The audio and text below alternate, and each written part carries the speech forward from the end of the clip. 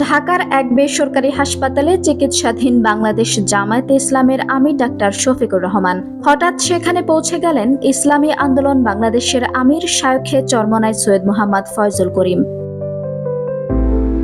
নীরব তবুও তাৎপর্যপূর্ণ এক সাক্ষাৎ। অসুস্থ নেতার শারীরিক অবস্থা জানতে আগ্রহী ছিলেন শায়খে চরমনাই। দুই নেতার মধ্যে চলে দীর্ঘ আলাপ। এই সময়ে উপস্থিত ছিলেন জামায়াতে ইসলামীর মনোনীত ঢাকা ১৭ আসনের সংসদ সদস্য প্রার্থী ডাক্তার এস.এম. খালিদুজ্জামান। সূত্র জানায়, শায়খে চরমনাই জামায়াত আমিরের জন্য দোয়া করেন এবং দ্রুত আরোগ্য কামনা করেন।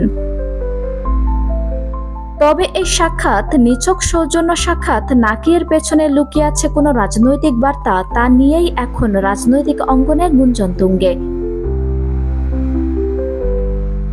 আঞ্জুম হক আরবি, প্রজন্ম ২৪।